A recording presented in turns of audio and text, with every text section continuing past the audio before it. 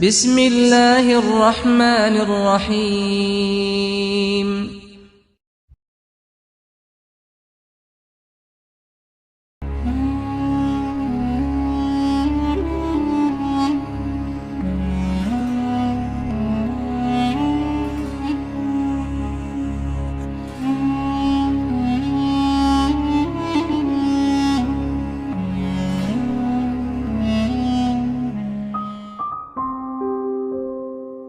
Taib. Adapun Dzulkarnain, Allah mulai kisahnya dengan berkata, wa yas'alunaka an Dzulkarnain. Mereka bertanya kepada engkau tentang Dzulkarnain. Dengan Dzulkarnain, seorang raja yang saleh, diuji dengan jabatan, kedudukan yang tinggi, kekuasaan yang luar biasa, tapi dia gunakan kekuasaan tersebut untuk berdakwah di jalan Allah Subhanahu wa taala, untuk menegakkan syariat Allah Subhanahu wa taala. Qul sa'atlu 'alaikum minhu dzikra.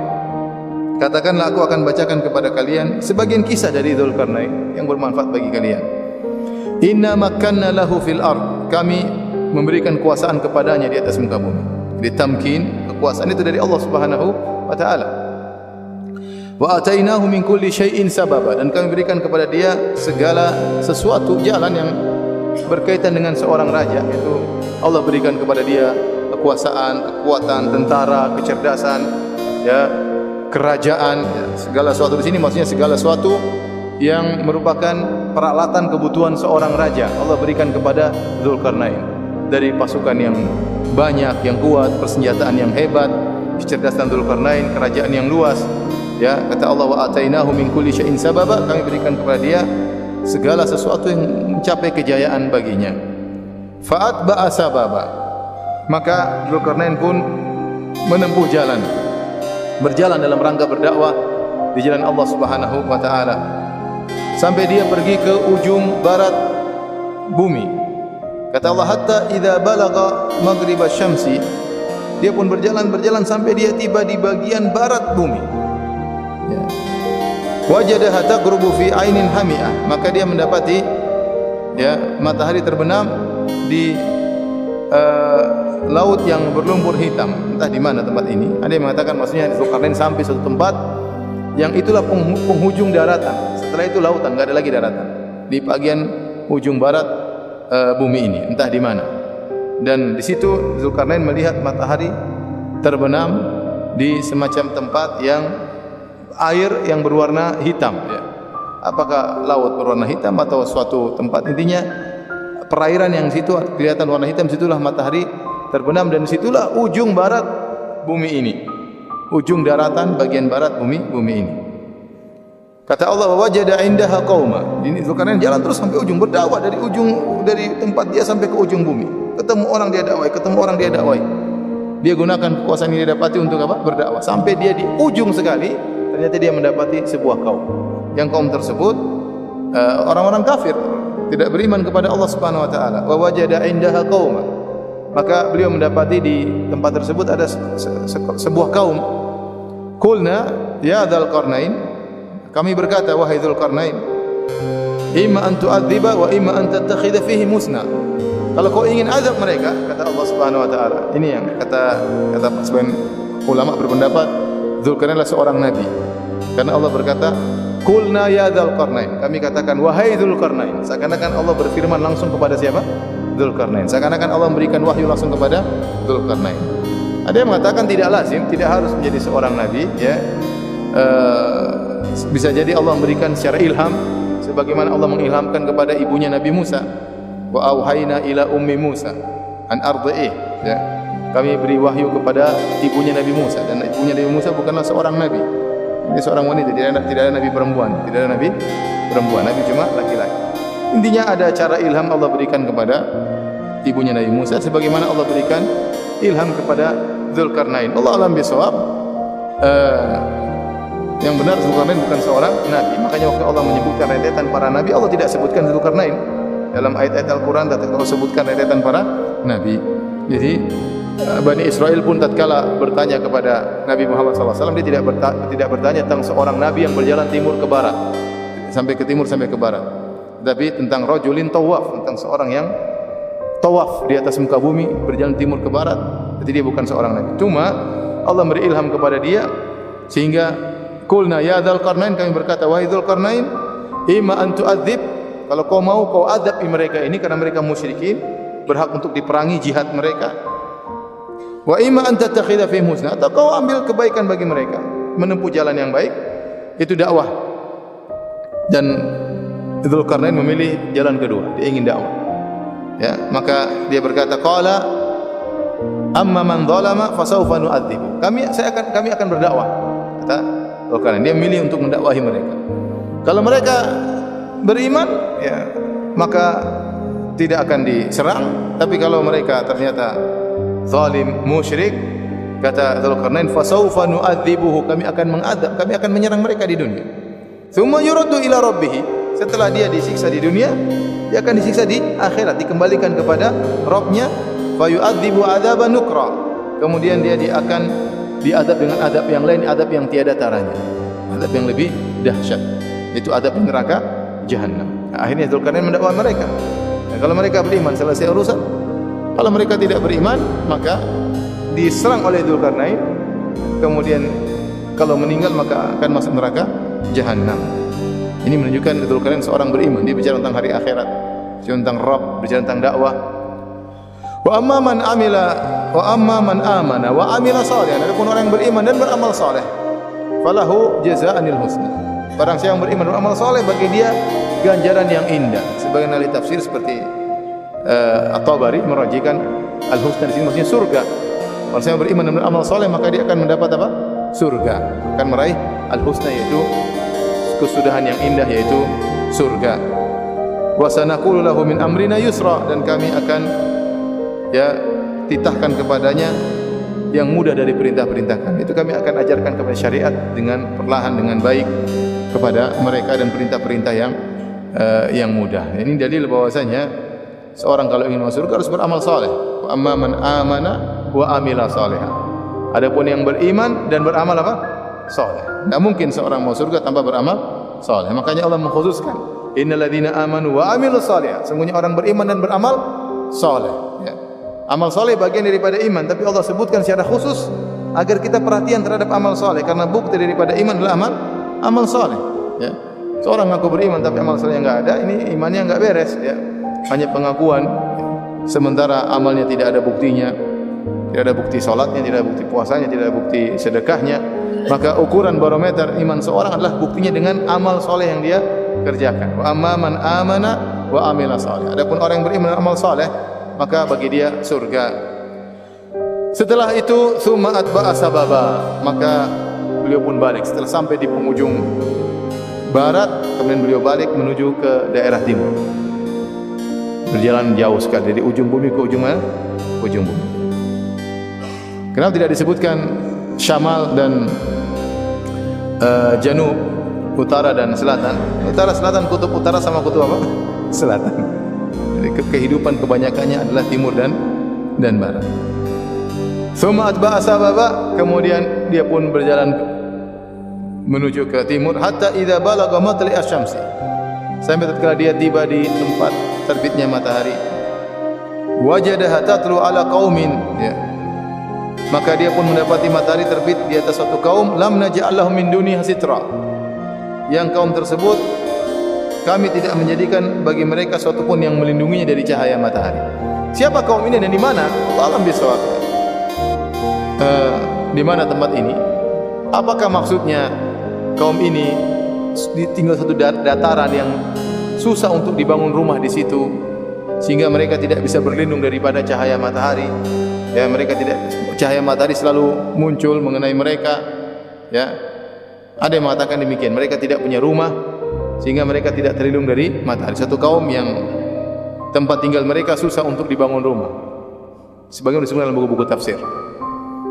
Atau ada yang mengatakan juga bahwasanya kaum tersebut tinggal satu tempat yang matahari terbit selalu, tidak pernah terbenam. Ya, ada di bumi ini seperti itu. Matahari terbit selalu, enggak pernah terbenam, sehingga mereka tidak pernah lolos dari cahaya matahari. Lam naj'al lahum min dunihi sitra. Allah alam bisawab. Yang penting satu tempat ada kaum seperti itu, maka Dzulkarnain ketemu dengan mereka. Kadzalika, demikian pula maksudnya Dzulkarnain juga mendakwahi mereka, dan mereka sama dengan yang sebelumnya yang beriman akan diajari, dibiarkan masuk surga, yang zalim akan diperangi oleh Dzulkarnain, yang musyrik tetap diperangi oleh Dzulkarnain. Kadzalika, demikian pula, wa qad ahatana bima ladai khubra, dan sungguhnya ilmu kami meliputi segala apa yang ada padanya. Summa atba'a sababa, setelah sampai di penghujung barat, sampai di penghujung timur, kemudian dia pun berjalan lagi. Hatta idza balagha baina saddaini, kemudian sampailah Dzulkarnain satu tempat di antara dua gunung. Wajada min dunihima qauman, maka di antara dua gunung tersebut Dzulkarnain mendapati suatu kaum la yakaduna yafqahuna qawla, suatu kaum yang hampir tidak bisa paham dengan pembicaraan. Entah kaum ini kenapa ya? Apakah mereka kurang paham ataukah mereka memiliki bahasa yang lain? Akhirnya mereka ngobrol sama Dzulkarnain. Allah mengatakan mereka hampir tidak paham, tapi kenapa mereka bisa paham? Bisa jadi Dzulkarnain diberi ilmu oleh Allah memahami bahasa-bahasa orang, atau Dzulkarnain memiliki pasukan yang banyak, ada di antara mereka menjadi penerjemah, bisa jadi. Ya, intinya ini akhirnya mereka pun berbicara kepada Dzulkarnain. Mereka mengeluh tentang Ya'juj dan Ma'juj. Qalu ya Dzulkarnain, kata mereka, wahai Dzulkarnain, inna Ya'juj wa Ma'juj mufsiduna fil ard, sungguhnya Ya'juj dan Ma'juj melakukan kerusakan di atas muka bumi. Mufsidun ini datang dalam isim fa'il mufsidun. Afsada mufsid bisa artinya mereka sedang melakukan kerusakan atau mereka akan melakukan kerusakan. Allah bisa, apakah mereka sudah mendengar atau mereka sudah menduga ini kaum beringasnya, rusaknya akan melakukan kerusakan, akan bunuh kami, sehingga mereka mengeluh kepada Dzulkarnain. Mereka mengeluh kepada Dzulkarnain. Maka mereka berkata, "Fahal naj'alu laka kharjan ala an taj'ala bainana wa bainahum sadda?"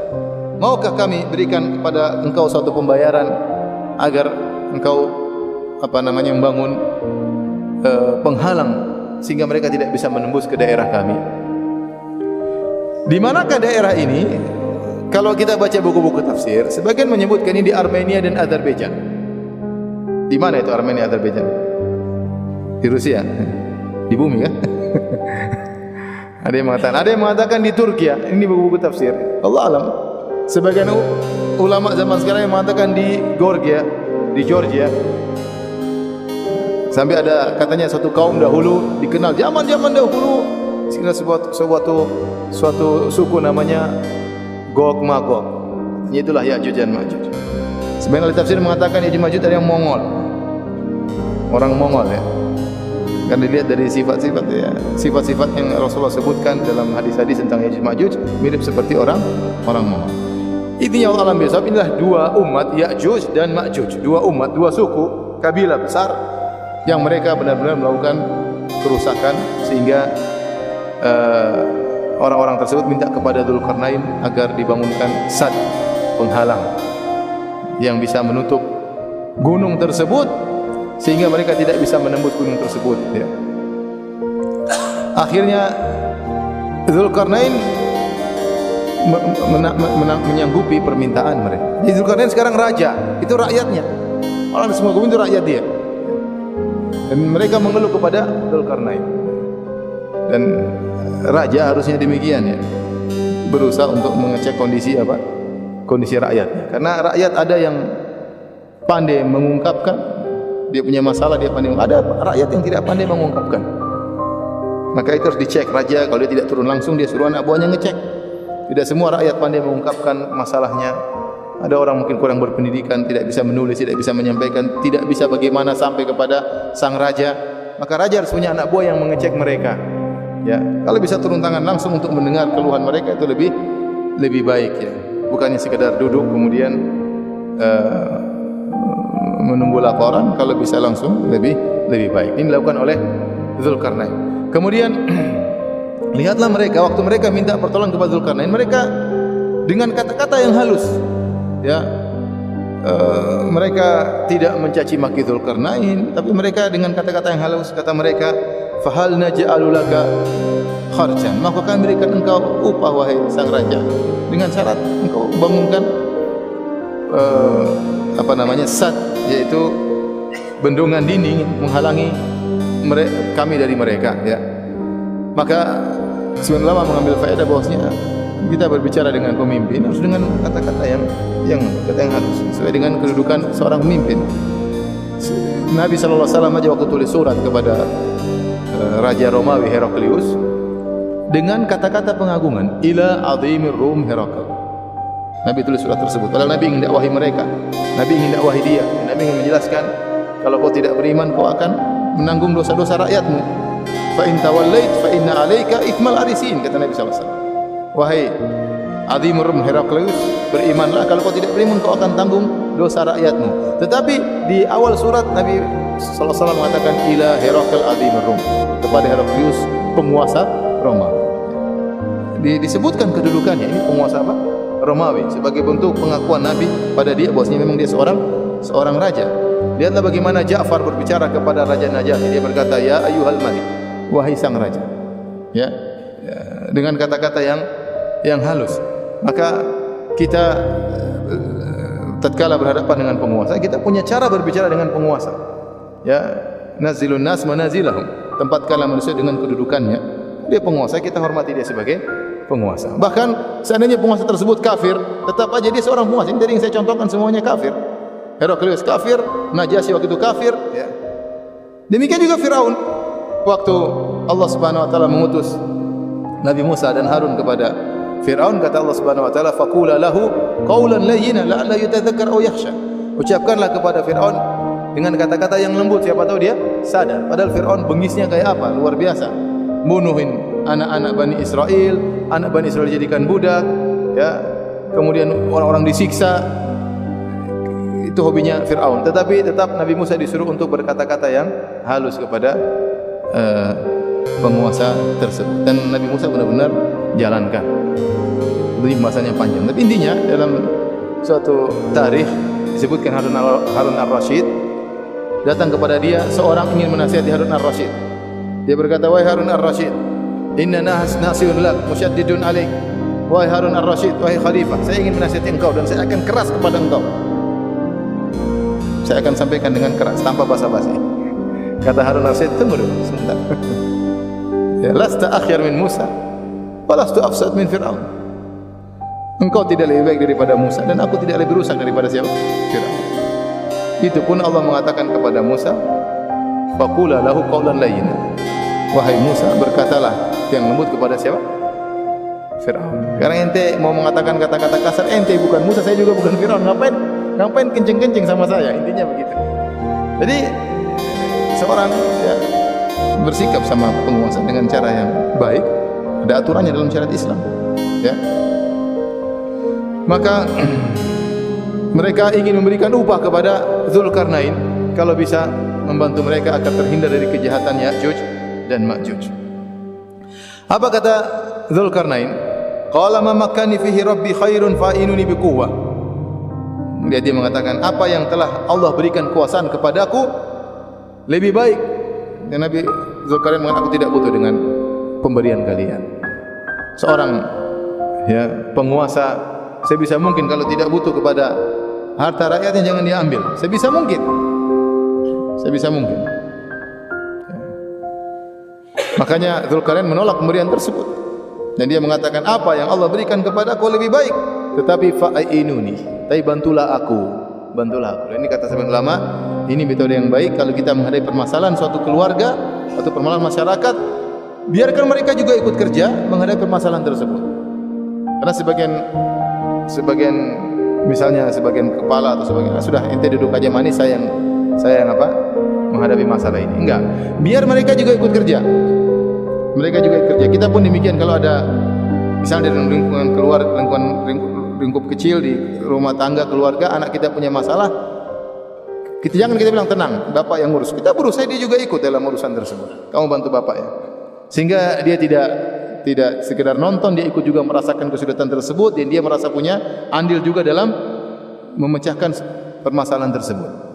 Maka Dzulkarnain tidak mengatakan kalian tunggu, saya anak buah yang akan jalankan semua. Tidak, kata Dzulkarnain, fa'inuni biquwwah, tolonglah aku untuk memecahkan permasalahan ini, aj'al bainakum wa bainahum radma. Aku akan buatkan dinding antara kalian dengan mereka.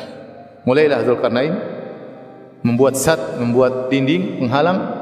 Kata Dzulkarnain, atuni zubarul hadid. Datangkanlah kepadaku potongan-potongan besi. Untuk apa? Untuk disusun di antara dua gunung. Gunung ini saya tidak tahu gunung di mana. Ada yang di Armenia, di Azerbaijan, gunung batu tinggi, entah berapa ratus meter tingginya, apakah sampai kilo ya gunung tersebut. Kalau hanya ratus meter saya rasa Ya'juj Ma'juj bisa naik loncat ya. Ini mungkin gunung yang sangat tinggi, entah di mana ya. Tetapi kemudian Dzulkarnain suruh kumpulkan besi untuk disusun, potongan-potongan besi. Karena besi mungkin bongkahan-bongkahan kecil disusun tinggi, entah berapa tinggi gunung tersebut di antara dua bukit gunung disusun. Ini pekerjaan di zaman tersebut, pekerjaan zaman sekarang aja berat, apalagi zaman apa? Dahulu. Ya. Kemudian disusunlah besi-besi tersebut. Kalau Dzulkarnain tidak mengatakan ambil batu, kita susun batu, karena Dzulkarnain tahu Ya'juj Ma'juj ini bukan sembarangan manusia. Kalau sekedar batu mereka bisa apa? Tembus. Ya. Dzulkarnain tidak mengatakan ambil kayu kita tutup, percuma, akan bisa ditembus oleh siapa? Ya'juj Ma'juj. Tidak ada jalan lain, harus pakai besi. Maka diambillah potongan-potongan besi, entah dari mana besinya. Makanya ada yang mengatakan di daerah tertentu, karena daerah sekitar situ banyak besi, dan itu sangat memungkinkan Dzulkarnain untuk membuat bendungan atau dinding tersebut. Intinya lokasinya kita nggak tahu di mana. Maka dikumpulkanlah besi yang banyak. Bayangkan kalau seandainya gunung tersebut 1 kilo, berapa besi yang harus ditumpuk. Setelah ditumpuk besi-besi tersebut, ya, kata Dzulkarnain, qalan fukhu, nyalakan api untuk bakar besi tersebut. Dibakar sampai besi tersebut merah, hatta idza ja'alahu naran, sampai besi tersebut menjadi merah dan ikut menyala. Ikut apa?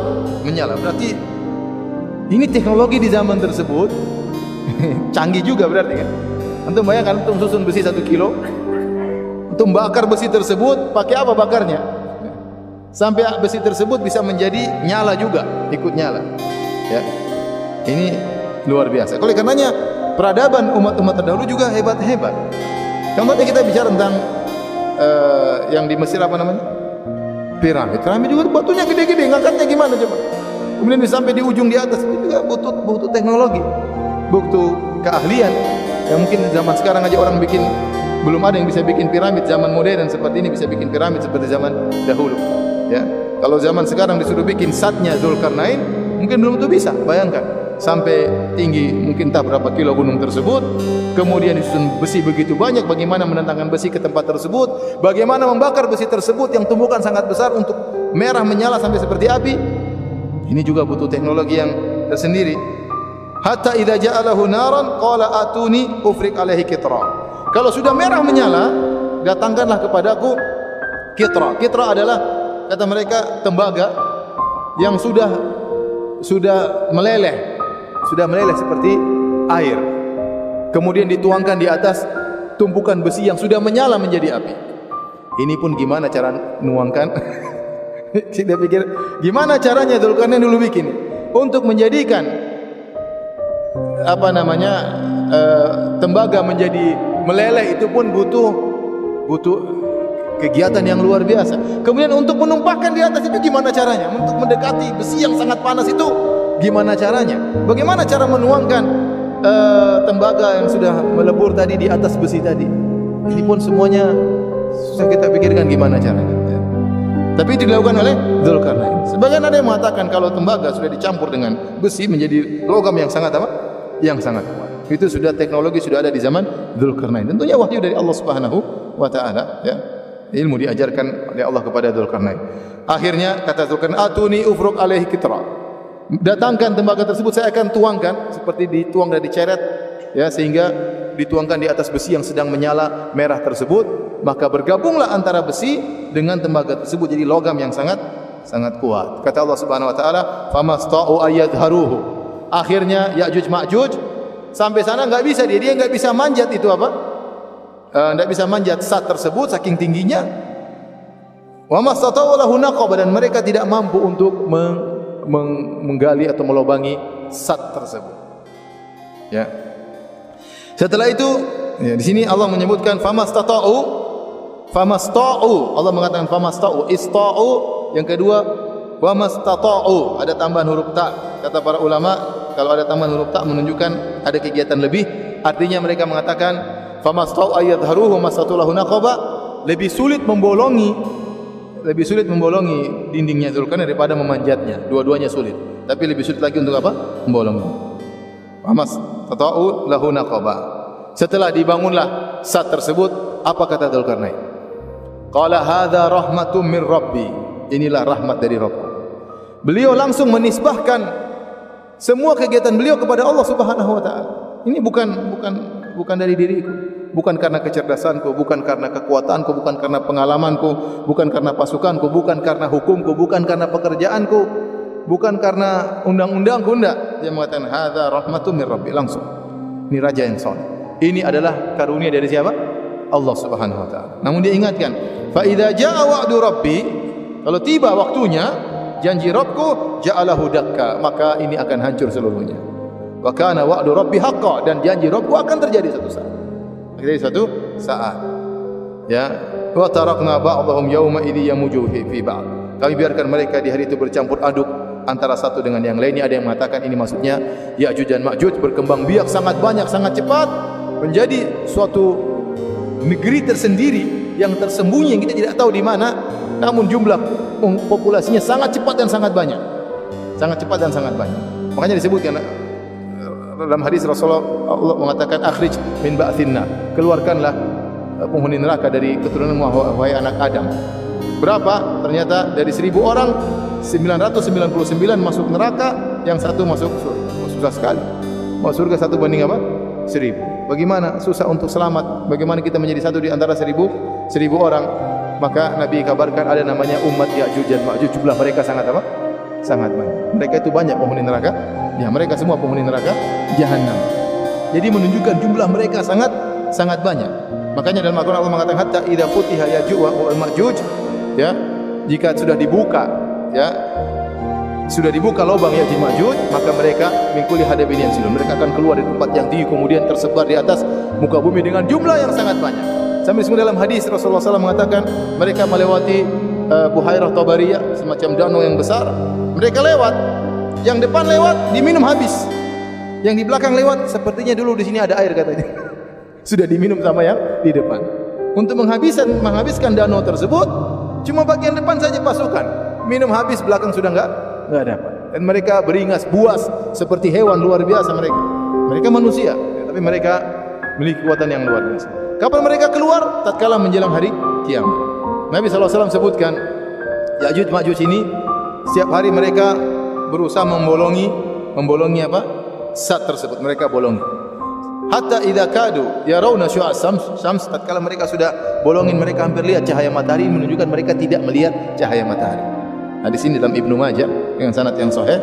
Mereka berusaha membolongi dan Nabi mengatakan tatkala mereka hampir melihat cahaya matahari, berarti mereka dalam kondisi tertutup dari apa? Matahari. Entah di mana tersembunyi, kita enggak tahu, enggak pernah lihat. Ada orang sudah cari di Google Map, tidak ada. Itu urusan Allah, Allah sembunyikan. Ya, apakah mereka tutup dengan air? Seperti mereka di dunia sendiri, seperti alam tersendiri, tertutup. Nanti suatu saat mereka keluar. Ya. Mereka berusaha membolong. Di zaman Nabi SAW, dalam Sahih Muslim Nabi SAW mengatakan, "Wailun lil Arab min syarrin qad iqtarab. Futihal yaum min rad'i Ya'juj Ma'juj mithla hadza." Kata Nabi SAW, celaka orang-orang Arab dari keburukan yang sudah mendekat. Pada hari ini telah terbuka lubangnya Zulkarnain, dindingnya Zulkarnain seukuran ini, kata Nabi SAW. Jadi mereka sudah berhasil zaman Nabi membolongi apa? Lubang ini. Mereka enggak bisa keluar. Sehingga di sini dalam hadis mereka tiap hari lobangi. Setiap mereka lobangi, mereka berhenti capek. Nanti besok kita lanjutkan lagi. Ternyata tertutup lagi, mereka lobangi lagi, Allah tutup lagi. Tiap hari begitu, tiap hari kerja. Mereka sampai sekarang mereka lagi bolong ini. Cuma enggak ada CCTV ngelihat. Cuma mereka sedang apa? Bolong. Sampai suatu hari ada di antara pemimpin mereka mengatakan, kita istirahat, besok kita lanjutkan insyaallah. Dia bilang apa? Insyaallah. Begitu bilang insyaallah, saat itulah kemudian lubang tidak tertutup kembali. Mereka bor lagi, mulai kebuka. Akhirnya mereka keluar dengan beringas. Sudah lama tidak lihat dunia, ya. Kemudian siapa saja mereka temui mereka bunuh. Mereka mengadakan kerusakan sampai semua orang mereka bunuh. Di zaman itu Dajjal sudah tewas, Nabi Isa alaihissalam sudah turun, Nabi Isa sudah bunuh Dajjal.